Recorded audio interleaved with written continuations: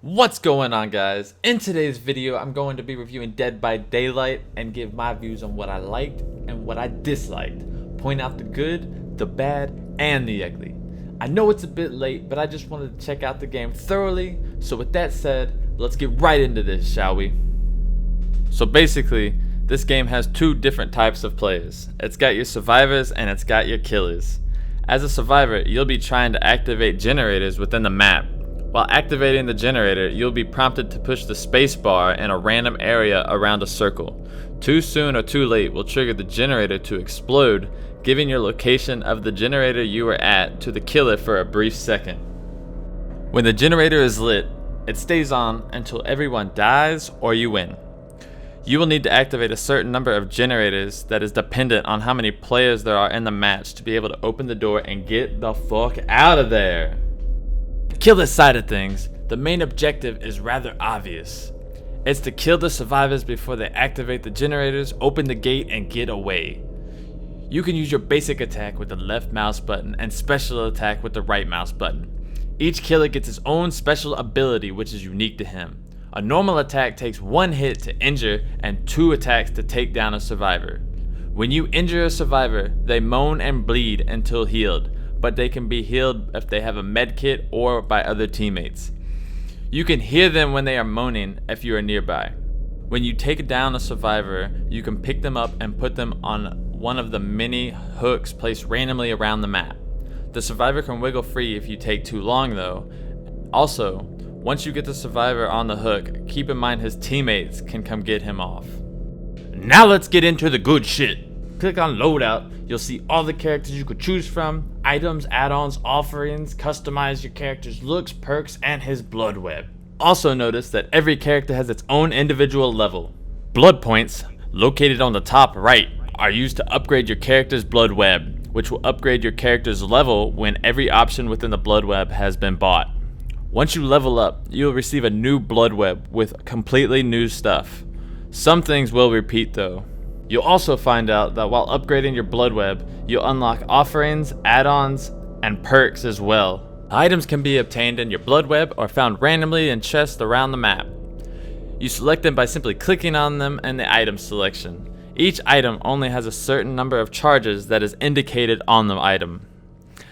The item helps survivors with minor things such as faster repair on generators, medkits, and flashlights. Add-ons are, well, add-ons. You can put an add-on onto an item that you've equipped to give it a little bit of an extra charge. Offerings, again obtained through the blood web, can be used before the start of a game to give a random bonus such as more or less fog or a brighter or duller moon and things like that. Moving on to perks, which are obtained the same way as items and offerings, help you by getting a little extra attributes such as seeing generator ores, running faster, or being able to see a teammate.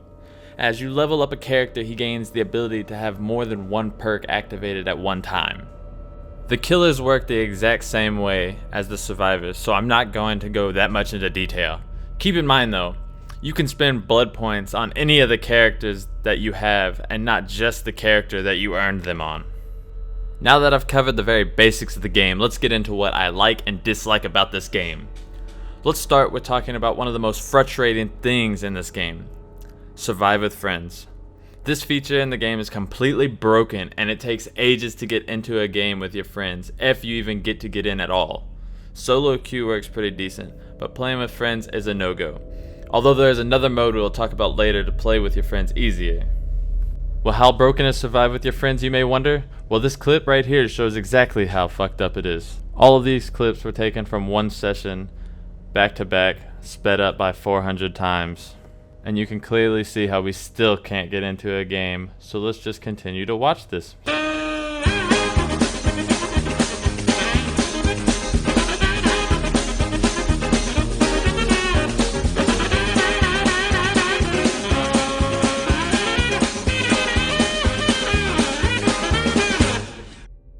So, as I mentioned earlier though, you can still play easily with your friends in a private match called Kill Your Friends. The downside of this though is it does not give you blood points. And I get it why they did that, and I understand that people would boost their experience and blood points. But it's just kind of disheartening to play a match and not get any kind of progression. especially since the matchmaking system to survive with your friends of the game is bugged and unplayable at the moment. Another con I see in the game is in matchmaking by rank messing up. Now, for the most part it works pretty well, but every now and then it does mess up. For example, the second game I played in solo, none of us being over level 4 and no one better than a rank 17, we played against a level 20 rank 1 killer. Rank 1 is the highest and rank 20 is where you start at. You can probably tell how this match ended. Yes, within 3 to 4 minutes we lost. The last letdown that I have, and again I can't really hold this against them too much because I know what kind of game it is, but after a while it does get repetitive and will get old because the lack of actual objective. Now with all of that out of the way, let's get on to the pros of this game. One of the best things about this game is that it is insanely fun to play, especially if you have friends to play with. I love the fact that your character has its own levels while collectively you have a rank. While the matchmaking works, it matches rank and not level, which allows people with hardly any game sense to play their character and gain unlocks without having to face top-notch people. Just because someone plays a lot doesn't make them good. Another great aspect of this game is the perks, items, and offerings. Behavior Digital did a really good job implementing these effectively without making them completely overpowered while still being useful to the player. The last pro I'm going to mention is that as of now, the developers seem to be staying on top of their updates. They just released a DLC just a few days ago, and the game was just released just a little over 2 months ago. So the final question is, would I recommend it as a buy?